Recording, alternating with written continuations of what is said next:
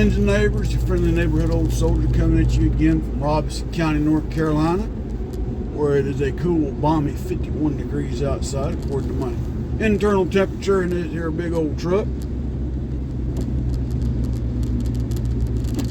And it's a bit foggy out here this morning. Anywho, anyhow, anyways, for you, Brother Kyle, I hope everybody's doing great today on Friday. Don't forget to wear red to remember everyone deployed.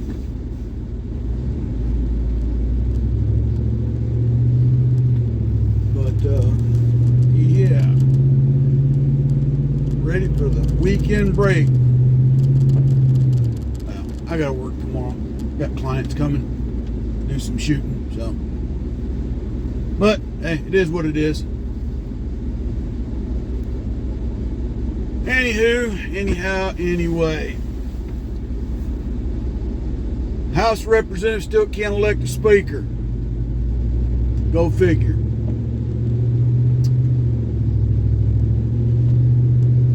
We're trying to come up with another $100 billion that we don't have to spend to send over the Middle East.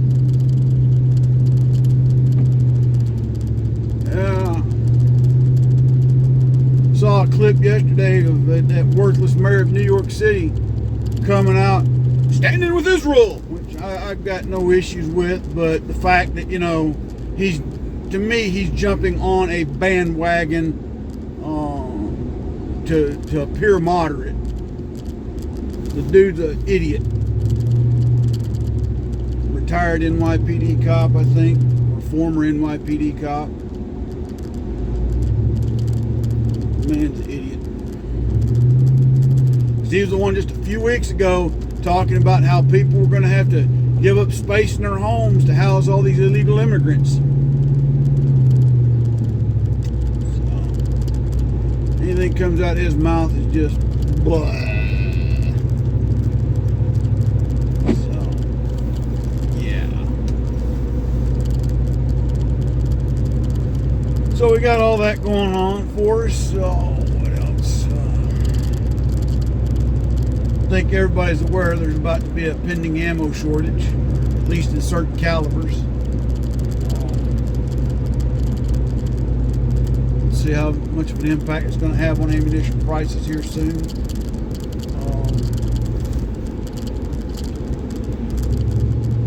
Firearms prices, for that matter. But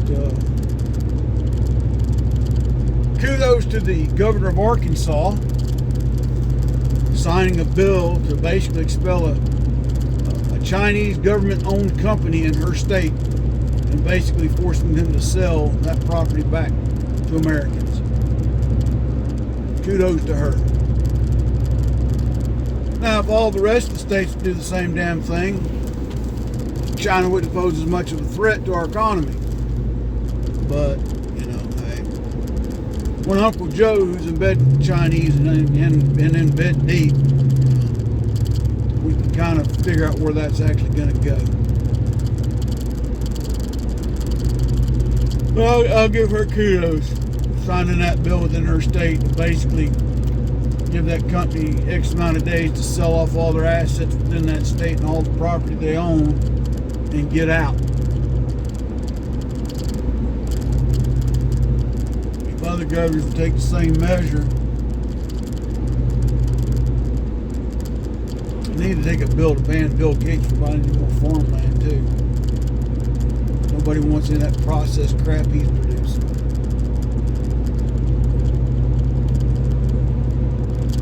And if you really scrutinize this, folks, if you really dig deep into what's going on, it's about control, what it is. It's about absolute and total control. Control what you eat, where you live, where you go, when you can go.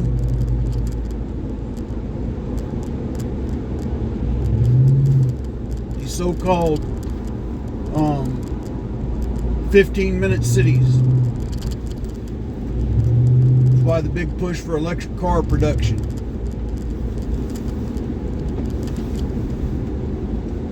You know what kind of a farce that's going to be. Don't get me wrong. I like seeing a car that runs on nothing but electricity. But what all these grass lovers, as I call them, don't get, it still takes, in a lot of places, coal-fired produced electricity to recharge them. And all these municipalities putting up these charging stations, supposedly. Okay, well, who's paying that bill? Not free. And I don't know about all these gas stations that got them now, what they charge. But the other part too is when you gotta sit at a gas station anywhere from 15 minutes to 2 hours to fully recharge your vehicle. It's a bit much. Now again, I got no issue with a vehicle that runs on electricity, but they need to further refine this to where the carbon footprint for it is not as bad as it is. If not, let's continue to go with the good old-fashioned internal combustion engine. There it is, folks. Now, if they can make a car that's got a solar panel on top that continually trickle charge the battery, hey, go for it.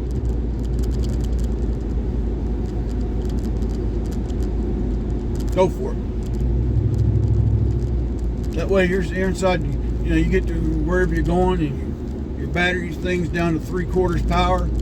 You turn on the solar panel while you're sitting inside at work, and your car's trickle charging. I don't know why they can't do that yet. What the issue might be. I can go to Harbor Freight and buy a trickle charge solar charger. Charge my car battery, my lawnmower battery, my cell phone battery, laptop. So that's, the part I'm trying to wrap my head around with these electric cars. Because what's funny is that one video, and I'm pretty sure it's a real video, I could be wrong. The guy's broke down the side of the road, and he's trying to get someone to take him to go get some gas. What's an electric car? What do you need gas for? Well, I need gas to recharge it. Well, where do you put the gas? And of course, the guy's just acting all stupid, so that's why I think it's kind of a farce. But he could have been just that ignorant. When he finally opens the trunk, they see why he needs gas. Because it had a generator in there to recharge the vehicle on the side of the road, but he didn't have any gas for the generator. What happened to, clean energy there, electric car driver? And I'm not knocking Tesla. He's a businessman. People are buying his product. That's what a businessman is supposed to do. Sell something that people want to buy. But the thing is, don't advertise it as this clean form of energy, because it doesn't have any combustive emissions as we know them with internal combustion engines. The fact that it still has a very large carbon footprint from the cobalt that's got to be mined for the batteries and other components to the coal-fired electricity that's used to charge the batteries. Just tell you the truth, folks. And if you bought one of those electric cars, kudos on you. I think, and it's going to sound stupid, but Toyota and the Prius, the hybrid piece there, it's not a bad combination. Your vehicle's in a certain idle mode. It runs off of its electric motor, and then after it kicks up, the gas motor kicks in.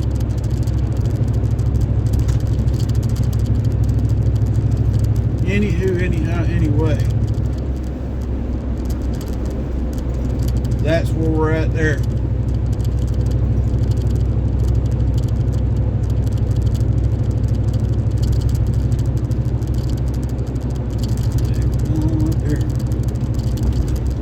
Like I said, folks, if you haven't started preparing, you need to start getting prepared now. What I mean by that, I've been saying it for years now. Put you away some long-term storage food. Stock up on your ammunition while you can get it. Practice with your firearm as often as you possibly can. You know, an ammunition shortage is going to be hard, but not impossible. Look at getting something like a Strike Man or some other electronic device that you can at least practice your draw and your first shot accuracy.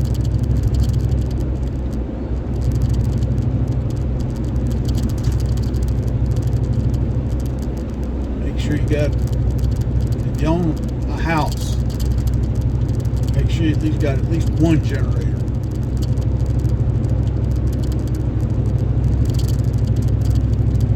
I'm telling you folks, I'm not 100% sure about what's about to happen here in the near future, but it don't look good. The future don't look bright.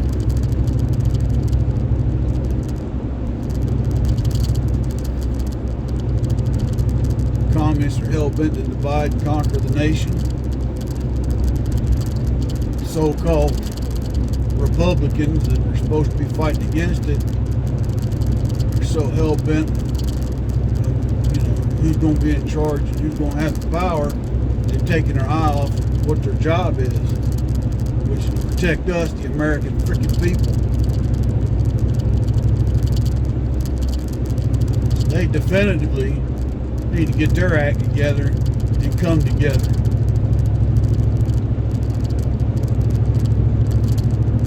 Because right now the proposal in the House for the temporary speakers, they use the term, has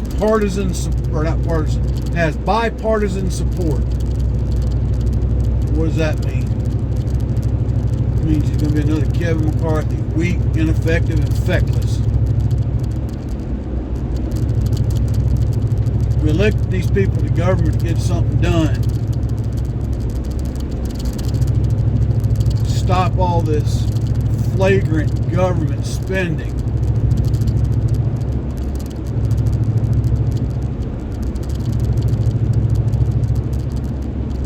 And I guess the last 4 or 5 terms, the Republicans held the House. We won't even go so far as to say the House and the Senate during those times. We're still sending money to countries that don't like us. What the hell? Why? Why are we sending money to countries that, they're using on stupid research? Wasting our taxpayer dollars. It's just like here a few months ago or a few weeks ago when there was the potential of the government shutdown. Oh, by the way, which still looms. Because the resolution they passed is only good for 45 days, and I haven't heard of them passing anything else since then. But we made sure Ukraine's got enough money to fund their government and their people. What the hell?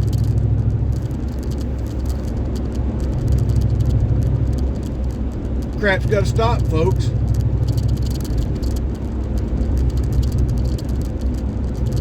But Jim Jordan pulled his name from running for the speaker. I guess because couldn't get enough support to get him elected. I guess he didn't want to stay in that run any longer. I can't exactly say I blame him. But there again, but he was elected to represent the people of his state, not all of the United States per se. Maybe that's where his focus wants to remain. I don't know. I just know he's hell on wheels during them committee hearings where he blasts them people left and right. And he cuts in with the tough questions. Please, the handful. He's just one of the handful that do that. The rest of them got elected on all these promises to do all these things, and they've gotten up there and played patty cake with the other side of the aisle. Instead of telling the other side of the aisle, you either vote for this bill or you don't. If you don't get nothing. If you do, you're going to get something, but it's not going to be everything that you want. But instead, no. Okay, we'll pass your stupid bill that Patty can be called Mike and Mike can be called Patty, and that if anybody goes against that, they'll go to jail. And oh, by the way, we're going to give $100 million, for people that can't afford to get their junk cut off and their boobies cut off so they can be, Steve instead of Eve or Eve instead of Steve. We're going to make sure it gets funded for you. Now will you go along with this? Well, no, because we want you to cut spending on military retirees. They don't deserve that. They didn't earn that money.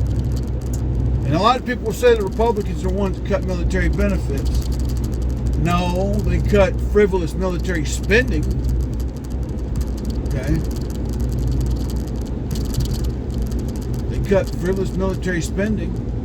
And as far as their support from the Veterans Administration, they want people held accountable. And if they're not going to be held accountable, they're tired of throwing away dollars to, a bloated bureaucracy that if I call my clinic right now and tell them I need an appointment, they're going to tell me my next appointment is not till March. I hold a 100% disability rating from the Department of Veterans Affairs. My VA clinic is I'm supposed to be able to use my VA provider for everything medical-wise that's wrong with me. So if I feel I need to follow up my provider every month, I should be able to make an appointment every month. Now, I'm not knocking the provider I've got at my clinic. She's marvelous. But she's got a caseload that's unimaginable.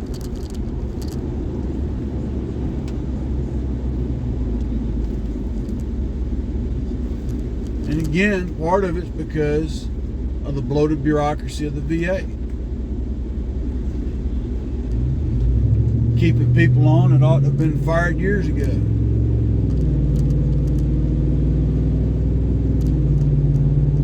Spending money on redecorating projects to polish a turd. Yeah, you heard me. One up here in Fayetteville on Ramsey Street, the hospital. I don't know, 5-6 years ago, spent, I think I heard somewhere in the ballpark, $150,000 just for artwork and decor throughout the hospital.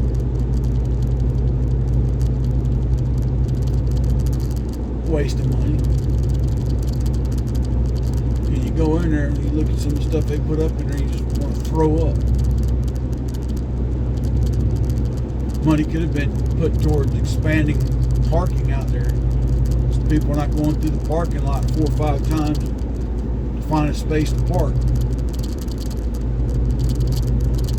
Rumor had it they were going to have a budget put in to put a parking garage up. Hadn't seen no take on that. Well, probably because they got nowhere else to park their cars in order to clear the area they want to put the garage up in. They can't buy no more property around there. Nobody's selling. Don't blame them. I wouldn't either. Unless they pay me what I asked for. But again, bloated bureaucracy.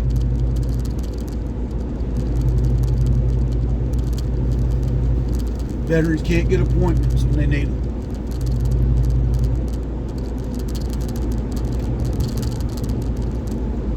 Or if you do get one, you can't get it when you need it. Doc, I'm sick now. Well, come see me in 2 weeks. Or 3 weeks or 4 weeks. I'm sick now. Well, that's the earliest we can get you in, sir.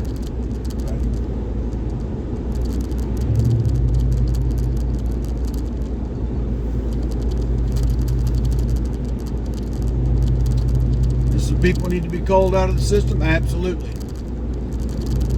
Absolutely.